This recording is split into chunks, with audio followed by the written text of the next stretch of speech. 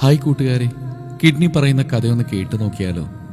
ഞാൻ കിഡ്നി എന്ന പേരിൽ നിങ്ങളുടെ നട്ടെല്ലിന്റെ ഇരുവശങ്ങളിലായി പയറുവിത്തിന്റെ ആകൃതിയിൽ ഞാൻ പരിലസിക്കുന്നു.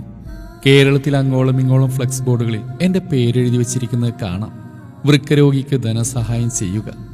15 വർഷം മുമ്പ് എന്നെ ആരും അറിയുക പോലും ഇല്ലായിരുന്നു. ഇന്ന് ഞാൻ കുപ്രസിദ്ധനാ. അന്ന് എന്നെ പറ്റി പാഠപുസ്തകങ്ങളിൽ പറഞ്ഞിരുന്നു, പക്ഷേ ആരും എന്നെ ശ്രദ്ധിച്ചിരുന്നില്ല. എന്നെപ്പറ്റി പഠിക്കാൻ ഡോക്ടർമാർ തയ്യാറല്ലായിരുന്നു. കാരണം എനിക്ക് കാര്യമായിട്ട് രോഗമൊന്നും ഇല്ലായിരുന്നു.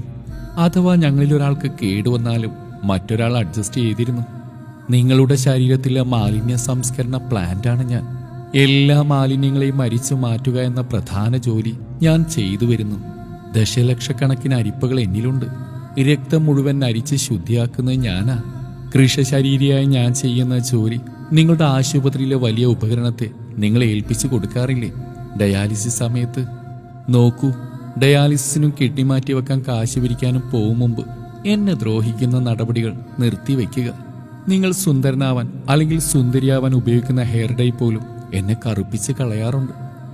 സൗന്ദര്യവർദ്ധക വസ്തുക്കൾ പലതും എന്നെ അപകടത്തിലാക്കുന്നു. കോളകളും മറ്റും നിങ്ങൾ കുടിക്കുമ്പോൾ ഞാൻ അനുഭവിക്കുന്ന കഷ്ടപ്പാടിനെ പറ്റി നിങ്ങൾ ചിന്തിച്ചിട്ടുണ്ടോ?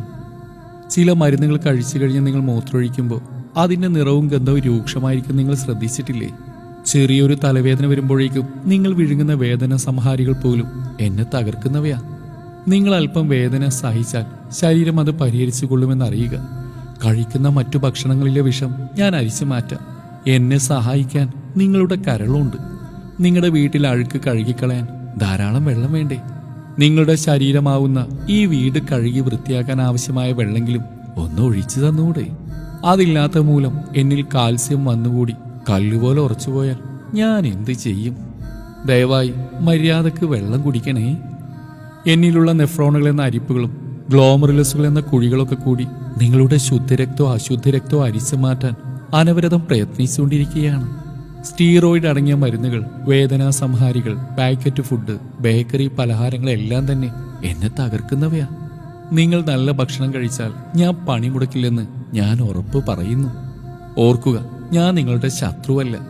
യൂറിൻ പിടിച്ചു വെച്ച് എന്നെ ദ്രോഹിക്കരുതേ.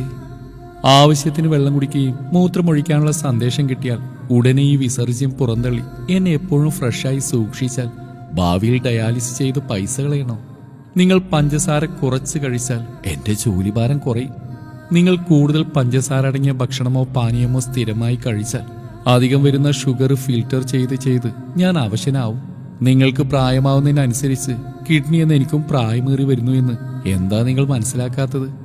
ആരോഗ്യത്തോടെ ജീവിച്ചിരിക്കെ തിരിഞ്ഞു കടിക്കാത്തതെല്ലാം തിന്നുകളയും എന്ന് പറഞ്ഞ് അഹങ്കരിക്കാതെ മര്യാദയ്ക്ക് ജീവിക്കാൻ ഹേ മനുഷ്യ, നീ തയ്യാറായാൽ ഞാൻ ജീവിതകാലം മുഴുവൻ നിന്നെ സേവിച്ചു കൊള്ളാം എന്ന് നിങ്ങളുടെ സ്വന്തം വൃക്ക.